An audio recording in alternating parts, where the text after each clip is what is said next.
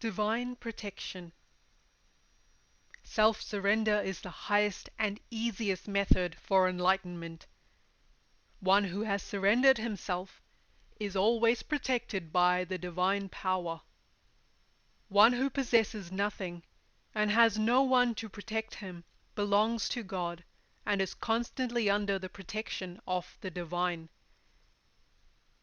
Protecting alms. I know many calm and quiet places in the lap of the Himalayas, where one can live and meditate without being disturbed. Whenever I get tired, I think of recharging myself by going to the Himalayas for a short period. One of my favorite places for such a retreat is in the district of Gardwal, 12 miles north of Lansdowne, where at a height of 6,500 feet there is a small Shiva temple surrounded by thick fir trees. In that region nobody eats corn without offering it to the deity of that temple. According to the local folklore, if anyone does this by mistake, their house starts shaking and the people act in a funny way. When I first heard this, at the age of 14, I had a desire to visit that temple. I thought that people create such myths out of their imagination, and that the myths then travel far and wide and are believed by everyone, though they have no basis in reality. I decided to visit that place to see for myself. I was approaching there at 7 o'clock in the evening. It had become dark. I was traveling along the edge of a cliff. I did not have a light with me, and in those days I used to wear wooden sandals which were very slippery. I slipped, and was at the verge of falling down the cliff, which was very steep, when suddenly a tall old man dressed in white caught me with his arms and brought me back to the footpath. He said, "This is a holy place, and you are fully protected. I will take you to your destination." He led me along the path for about 10 minutes, until we neared a thatched cottage, which had a torch burning outside. When we came to the stone wall surrounding the cottage, I thought he was walking just behind me, but when I turned to thank him, I could not find him anywhere. I shouted after him, and the sadhu who lived in the cottage heard me and came out. He was pleased to have a guest and told me to follow him to his small room, where a fire was burning. I told the sadhu about the old man who had shown me the path in the dark.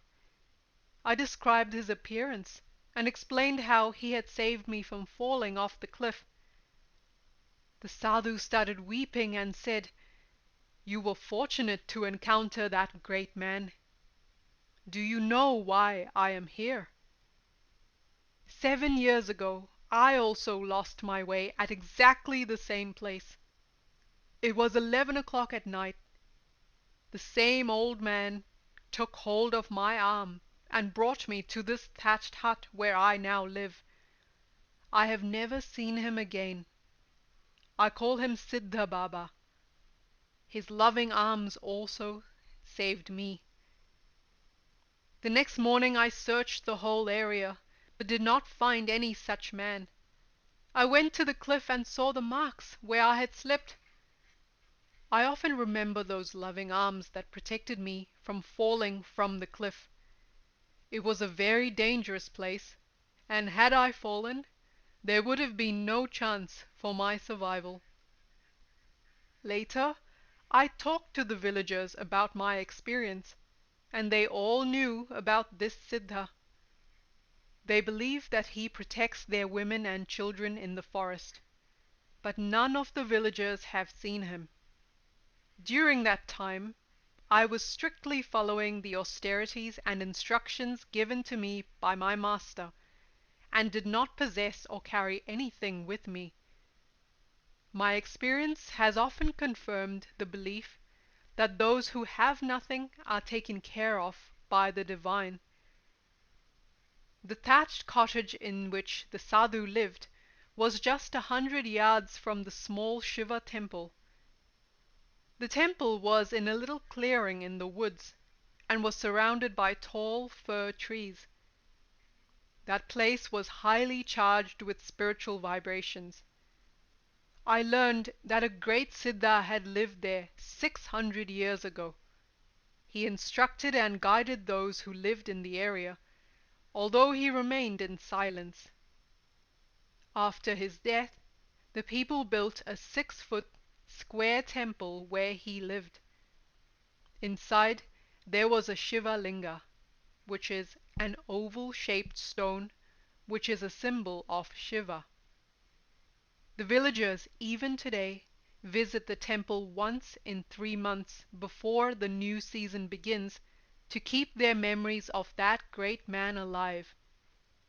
Some say it was he who saved me from falling off the cliff. I stayed in a small room near the temple for several months, remaining alone and practicing silence and certain austerities. A few years after my first visit to that temple, some Brahmins decided to build a larger, more solid, and more majestic temple in place of the small, old temple, which was no longer in good repair.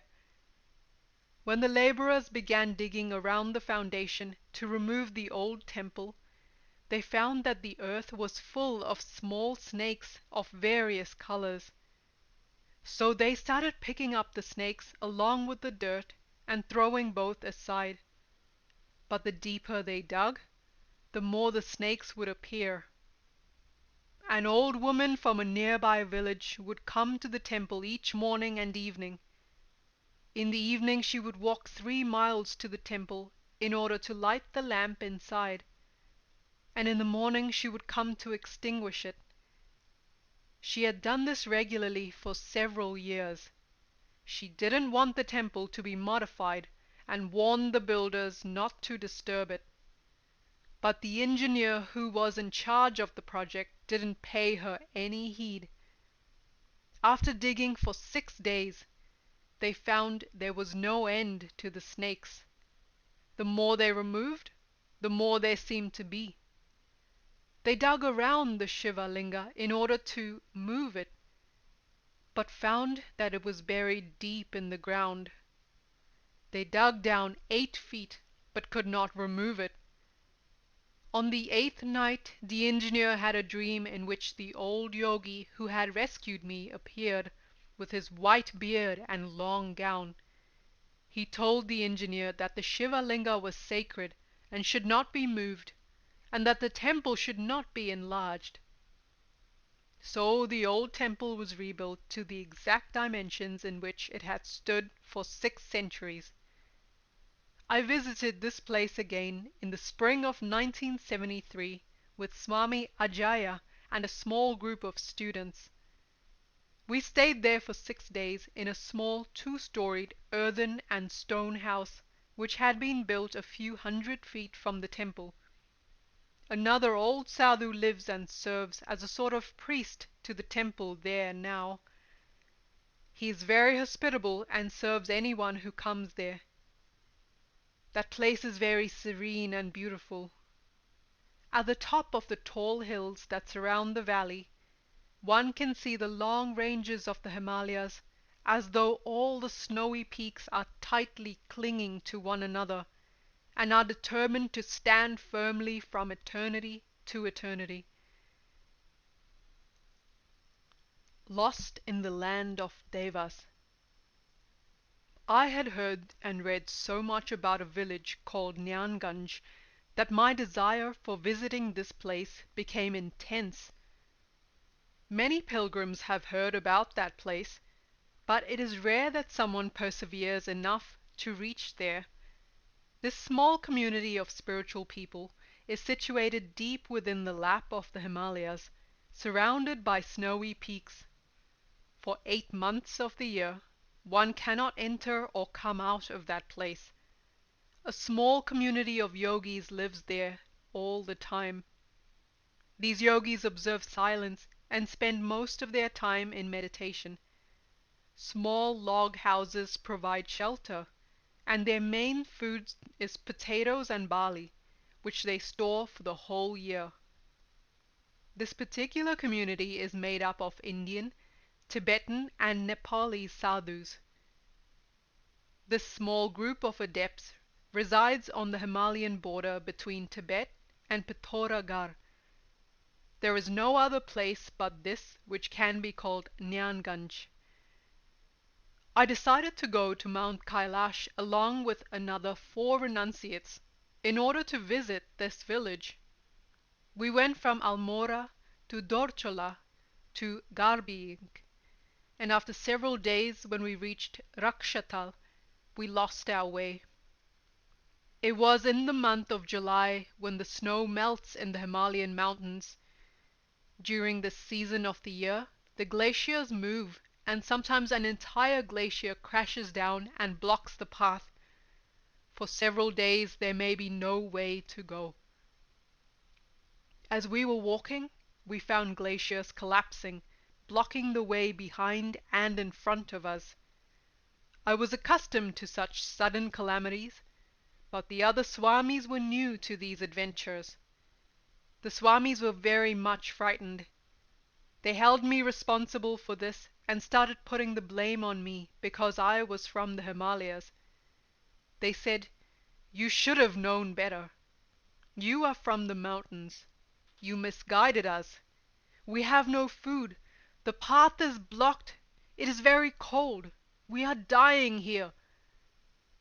We were stranded there by the side of an enormous lake called Rakshatal, which means Lake of the Devil. Because of the melting snow and avalanches, the water started rising. By the second day, everyone was in a panic. I said, "We are not ordinary worldly people. We are renunciates. We should die happily. Remember God. Panic is not going to help us." Everyone started remembering his mantra and praying, but nothing seemed to help. Here their faith was tested, but none of them had any. They were afraid of being buried in the snow. I started joking and said, "Suppose you all die. What will be the fate of your institutions, wealth, and followers?"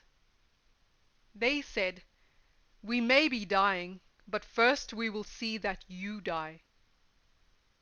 My jokes and my taking this situation lightly made them more angry. Very few people know how to enjoy humor. Most people become very serious in such adverse situations. Humor is an important quality that makes one cheerful in all walks of life. To cultivate this quality is very important. When the poison was given to Socrates, he was very humorous and made a few jokes. When the cup of hemlock was given to him, he said, "Can I share a bit of it with the gods?" Then he smiled and said, "Poison has no power to kill a sage, for a sage lives in reality, and reality is eternal." He smiled and took the poison. I said to these renunciates, "If we have to live, and if we are on the right path, the Lord will protect us. Why should we worry?" It started becoming dark, and again snow started falling. Suddenly a man with a long beard, wearing a white robe and carrying a lantern, appeared before us. He asked, "Have you lost your way?" "For almost 2 days we had nothing to eat, and we do not know how to get out of this place," we replied. He told us to follow him. There had seemed to be no way through that avalanche, but when we followed him, we eventually found ourselves on the other side. He showed us the way to a village which was a few miles away, and instructed us to pass the night there. He then suddenly disappeared. We all wondered who he was. The villagers say that such experiences are not uncommon in this land of Devas. These bright beings guide innocent travelers when they lose their way. We stayed in this village that night. The next day, the four renunciates refused to travel with me. They all turned back. They did not want to go further into the mountain because they feared more dangers. After being given directions by the villagers, I went alone towards Nyanganj. One of the sadhus there was kind enough to give me shelter, and I stayed for 1.5 months.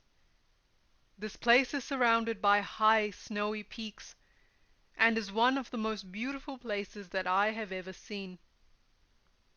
Returning from Nyanganj, I came back the way that leads to Mansarovar at the foot of Mount Kailash. I met many advanced Indian and Tibetan yogis. For a week I lived in a camp of lamas at the foot of Mount Kailash. I still treasure this experience. I traveled to Gavriyok with a herd of sheep. The shepherds with whom I traveled talked about the beings who guide travelers in the Himalayas. They narrated many such experiences to me. These beings are called Devas, or bright beings. It is said that the Devas are the beings who can travel between both the known and unknown side of life.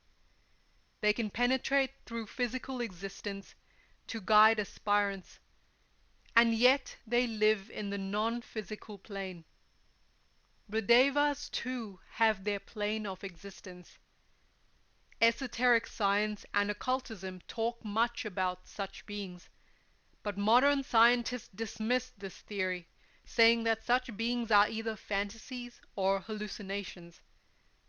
I have heard young scientists saying that old men who believe in the existence of such beings must be hallucinating. Old age is another childhood, which is full of follies and can give hallucinations. But spiritual people become more wise in old age. They have no chance to hallucinate, for they purify their minds first and then experience the higher levels of consciousness. Scientists have not studied many dimensions of life yet. They are still studying the brain and its various zones. The aspect of psychology which is termed transpersonal or transcendental psychology is beyond the grasp of modern scientists. The perennial psychology of the ancients, which has been cultivated for several centuries in the past, is an exact science. It is based on the finest knowledge, which is called intuition. The physical sciences have limitations, and their investigations are only on the gross levels of matter, body, and brain. The Land of Hamsas. Of all the places I have visited in my life, I have found none more fascinating than Gangotri. It is a land of the Hamsas, where the mountain peaks are perennially blanketed with snow. When I was young, between 30 and 50 yogis lived there in small caves along both sides of the Ganges. Most of them did not wear any clothes, and some did not even use fire. For 3 full winters I lived there by myself in a small cave, some 500 yards away from the cave where my brother disciple was staying. I rarely communicated with anyone. Those of us who lived there would see one another from a distance, but no one disturbed anyone else. No one was interested in socializing. That was one of the most fulfilling periods of my life. I spent most of my time doing yoga practices and living on a mixture of wheat and gram. I would soak the wheat and gram, and when it germinated after 2 days, add in a little salt. This was the only food I took. In a nearby cave lived a sage who was widely respected throughout India. His name was Krishna Nasharam. One night at about 12 o'clock, I was overwhelmed by a deafening sound as if many bombs were exploding. It was an avalanche very close by. I emerged from my cave to view what had happened. It was a moonlit night, and I could see the other bank of the frozen Ganges where Krishnasharam lived. When I saw where the avalanche occurred, I concluded that Sri Krishnasharam had been buried beneath it. I quickly put on my long Tibetan coat, took a torch, and rushed to his cave. The Ganges there is just a narrow stream, so I crossed it easily, and found that his small cave was quite safe and untouched. He was sitting there smiling. He was not speaking at that time, so he pointed upward and said, "Hmm, hmm." Then he wrote on a slate, "Nothing can harm me. I have to live for a long time. These noises and avalanches do not frighten me. My cave is protected."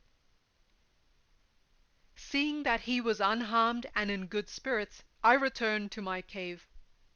In the morning, when I could see more clearly, I found that the avalanche had come down on both sides of his cave. The tall fir trees were completely buried. Only his cave remained undamaged. I often visited Krishnasharam from 2 to 5 in the afternoon. I would ask him questions, and he would answer on the slate. His eyes glowed like two bowls of fire, and his skin was as thick as an elephant's. He was almost 80 years of age and very healthy. I wondered how he was able to live without any woolens, fire, or protection from the cold. He had no possessions at all. A Swami who lived half a mile up towards Gomukh regularly brought him some food. One day he ate some roasted potatoes and a piece of whole wheat bread. Everyone there drank green tea mixed with an herb called Ganga Tulsi, that is, Artemisia cinna. The yogis and swamis whom I met there taught me many things about herbs and their uses, and also discussed the scriptures with me. Those yogis did not like to come down to the plains of India. Every summer a few hundred pilgrims would visit this shrine, which is one of the highest in the Himalayas. In those days, they had to walk 96 miles in the mountains to reach there. If anyone wants to see firsthand the power of spirit over mind and body, he can find a few rare yogis there even today. An Atheistic Swami. There was a Swami who was learned and highly intellectual. He did not believe in the existence of God. Whatever someone else believed in, he would try to undermine with cleverly formulated arguments. Many scholars avoided him, but he and I were good friends. I was attracted to him for his learning and logic. His entire mind and energy were focused on only one thing: how to argue. He was learned and obstinate.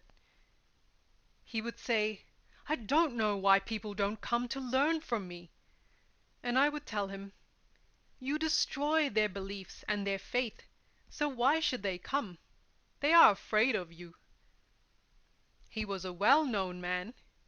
He had written a book in which he attempted to refute all the classical philosophies. It's a good book, a wonderful book for mental gymnastics. It's called Kat Darshana, or Six Systems of Indian Philosophy. The Tibetan and Chinese scholars admired him as a logician and invited him to China. They apparently decided that if there were any learned man anywhere in India, it must be this man. He did not believe in God, Yet he was a monk. He used to say that he became a monk to refute and eliminate the order of monks. "They are all fake," he would say. "They are a burden on society. I have found out that there is nothing genuine in it, and I am going to tell the world." He vowed that if anybody could convince him that there was a God, he would become that person's disciple. Once he asked me, "Do you know my vow?" I replied, "He would be the greatest fool who would make you a disciple." He asked, "What do you mean?" I said, "What can anyone do with your silly mind? You've sharpened your mind in one way, but you have not known any other dimension." He retorted, "You are the silly one. You also talk of unknown dimensions. This is all rubbish, fantasy." I prayed to God and said, "No matter what happens, if I have to lay down my life, I will make this man aware of some deeper truths." One day I asked, "Have you seen the Himalayas?" He replied, "No, I have never." I told him, "In the summer it is pleasant to travel in the mountains. They are beautiful." I was hoping that if he came with me, I would find an opportunity to set him right. He said, "That's one thing I would love. With such beautiful mountains, why do we need God?" I thought, I will force him into a situation where he has to believe. I planned to take him to one of the high mountains. With a small tent and some biscuits and some dried fruits, we left for Kailash. It was in the month of September, when the snow starts. I firmly believed in God, and I prayed to the Lord to create a situation in which this Swami would be helpless and then cry for God's help. I was young and reckless, so I took him on an arduous path. I myself did not know where we were going, so we soon were lost. I was born in the Himalayas, so I have developed a resistance to cold. There is a special posture and a breathing technique which help to protect me from the cold. But the poor Swami shivered painfully because he was unaccustomed to the mountain cold. Out of compassion and to show that I loved him, I gave him my blanket. I took him up to a height of 14,000 feet. After 14,000 feet, he complained, "I can't breathe properly." I told him, "I don't have any difficulty." He said, "You are a young man, so it doesn't affect you." I said, "Don't accept defeat." Every day he would teach me philosophy, and I would charm him by talking about the mountains. I would say, "What a beautiful thing to be so close to nature." After we had been walking in the mountains 4 days, it started snowing. We camped at a height of 15,000 feet. We had only a small tent, 4 feet by 5. When it had snowed up to 2 feet, I said, "Do you know that it will snow 7 to 8 feet, and our tent will be buried, and we will be buried inside the tent?" "Don't say that!" he exclaimed. I said, "It is true." "Can we go back?" "There is no way, Swamiji." "What shall we do?" I replied, "I will pray to God." He said, "I believe in facts. I do not believe in the silly things you are talking of." I said, "By the grace of my God, the snow will stop. If you want to use your philosophy and intelligence to stop it, you're welcome to try." He said, "How will I know if your prayers work? Suppose you pray and the snow stops. Even then I won't believe in God, because the snow might have stopped anyway." The snow was soon 4 feet deep on all sides of the small tent, and he started to feel suffocated. I would make a hole in the snow so we could breathe, but it would soon close again. I knew that something was sure to happen. Either we would die, or he would believe in God. Finally it happened. He said, "Do something. Your master is a great man, and I have insulted him many times. Perhaps that is why I am now being put through this torture and danger." He started to become frightened. I said, "If you pray to God, in 5 minutes the snow will stop, and there will be sunshine. If you don't, you will die, and you will kill me too. God has whispered this to me." He asked, "Really? How are you hearing this?" I said, "He is speaking to me." He began to believe me. He said, "If there is no sunshine, I am going to kill you, because I am breaking my vow. I have only one basic unconditional vow, and that is not to believe in God." Under pressure of the fear of death, such a man reverses himself and quickly acquires great devotion. He started praying with tears in his eyes, and I thought, if the snow doesn't stop in 5 minutes, then he will harden his heart even more. So I also prayed. By the grace of God, in exactly 5 minutes the snow stopped and the sun started to shine. He was surprised, and so was I.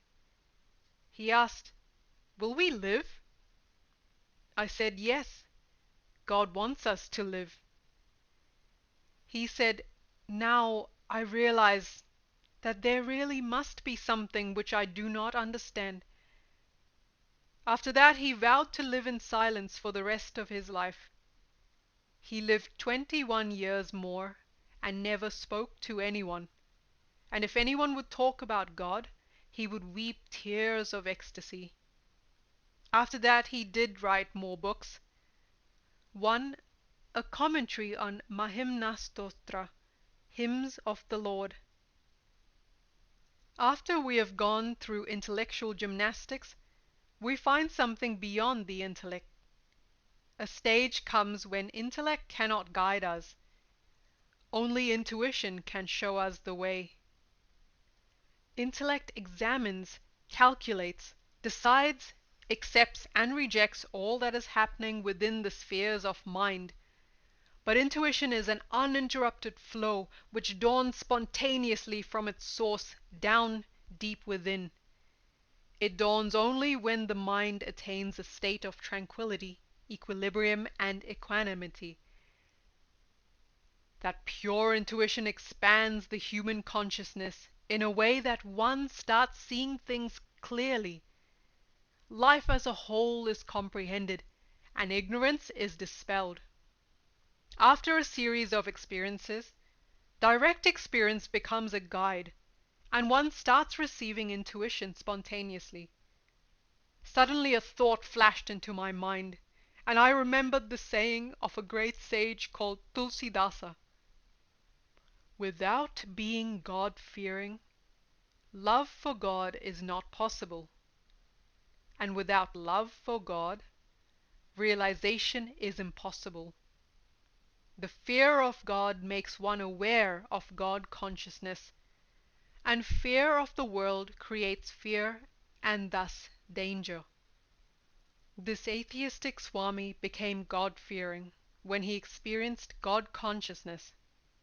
Intellectual gymnastics is a mere exercise which creates fears, but love of God liberates one from all fears. An appointment with death. The first part of this story took place when I was 7 years old, and its conclusion when I was 28. When I was 7, several learned pundits and astrologers of Benares were invited by one of my relatives to consider my future. Our country is famous for this science. You will find many charlatans, and you'll also find genuine astrological practitioners. If you decide to consult one, before you arrive he may write a description of your whole life, and on the front will be your name. It will be waiting for you when you arrive, even if you have not told anyone you are going to see him. Such an ability is rare. You will find it at only 2 or 3 places, but it is quite genuine. I was standing just outside the door, overhearing what they said. They all said, "This boy is going to die at the age of 28. They even gave the exact day.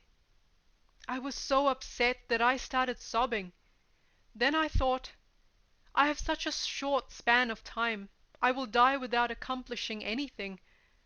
How am I possibly going to complete the mission of my life? My master came up to me and inquired, "Why are you weeping?" "I am going to die," I told him. He asked, "And who told you that?" I said, "All these people," and pointed to the astrologers gathered inside. He took hold of my hand and said, "Come." He took me into the room and confronted the astrologers. "Do you really mean to say that this lad is going to die at the age of 28? He asked. The unanimous response was, "Yes." "Are you sure?" "Yes, he is going to die at that time, and nobody has the power to prevent it." My master turned to me and said, "Do you know that these astrologers will all die before you do? And you will live for a long time, because I will give you my own years." Today none of them is alive. They all died before I was 28 years old. They said, "How is such a thing possible?" My master replied, "Your prediction is wrong. There is something beyond astrology." Then he said to me, "Don't worry, but you will have to experience death face to face on that fateful day." During the intervening years, I forgot all about what had been predicted. When I was 28, I was asked by my guru to go to a mountain peak some 11,000 feet high and some 60 miles from Rishikesh, where for 9 days I performed a ritual Durga Puja, meaning worship of the Divine Mother. I wore wooden sandals, a loincloth and a shawl. I carried a pot of water with me, and nothing else. I used to go about freely in the mountains, chanting and reciting the hymns of the Mother Goddess. The mountains were my home. I had once climbed to a height of 20,000 feet, and I was confident that I could climb any mountain without special equipment. One day I was singing as I walked all alone beside a steep cliff, feeling like the Lord himself in that solitude. I was on my way to the top of the mountain, where there was a small temple, to worship the Divine Mother. There were pine trees all around. Suddenly I slipped on the pine needles and began to roll down the mountain. I thought that my life was finished, but as I plummeted downward, after about 500 feet, I was caught by a small thorny bush. A sharp branch pierced me in the abdomen, and that held me. There was a precipitous drop below, and the bush started swinging with my weight. First, I would see the mountains, and then the Ganges far below. I closed my eyes. When I opened them again, I saw blood flowing where the branch pierced my abdomen, but that was nothing compared to the stark imminence of death. I paid no attention to the pain because of the larger concern, the anticipation of death. I repeated the mantras I knew. I even repeated Christian and Buddhist mantras. I had been to many monasteries and had learned mantras from all faiths. but no mantra worked. I remembered many deities. I said, "Oh, bright being, such and such, please help me." But no help was forthcoming. There was only one thing which I had not tested: my courage. When I started testing my courage, I suddenly remembered, I am not going to die, for there is no death for my soul, and death for this body is inevitable, but unimportant. I am eternal. Why am I afraid? I have been identifying myself with my body. What a poor fool I have been. I remained suspended on that bush for something like 20 minutes. Then I remembered something my master had told me. He said, "Do not form this habit, but whenever you really need me and remember me, I will be there in one way or another." I thought, I have tested my courage. Now I think I should also test my master. This is natural for a disciple. All the time he wants to test his master. He avoids facing his own weakness by looking for faults in his master. Because of the excessive bleeding, I began to feel dizzy. Everything became hazy, and I began to lose consciousness. Then I heard some women on the path just above me. They had come to the mountain to collect grass and a few roots for their animals. One of them looked down and saw me. She cried, "Look! A dead man!" I thought, if they think that I am dead, they will leave me like this. How could I communicate to them? My head was down and my feet were upward. They were a few 100 feet away. I couldn't speak, so I started waving my legs. They said, "No, no, he's not dead. His legs are still moving. He must be still alive." They were brave women and came down, tied a rope around my waist, and lifted me up. The stem was still inside me. I thought, this is surely a time for courage. I pressed my stomach in and pulled the stem out of my abdomen. They pulled me up and took me to a small mountain path. They asked me if I could walk, and I said yes. At first I didn't realize the severity of my condition, for the injury caused by the stem was mostly internal. They thought that since I was a Swami, I could take care of myself without their help. They told me to follow the path until I came to a village. Then they went on their way. I tried to walk, but after a few minutes I fainted and fell. I thought of my master and said to him, "My life is over. You brought me up and did everything for me, but now I am dying without realization." Suddenly my master appeared. I thought my mind was playing tricks on me. I said, "Are you really here? I thought you had left me." He said, "Why do you worry? Nothing is going to happen to you. Don't you remember that this is the time and date predicted for your death? You need face death no more today. You are all right." I gradually came to my senses. He brought some leaves, crushed them, and put them on the wound. He took me to a nearby cave and asked some people there to care for me. He said, "Even death can be prevented." Then he went away. In 2 weeks' time the wound was healed, but the scar is still on my body. In that experience I found out how a genuine and selfless master helps his disciple even if he is far away. I realized that the relationship between master and disciple is the highest and purest of all. It is indescribable.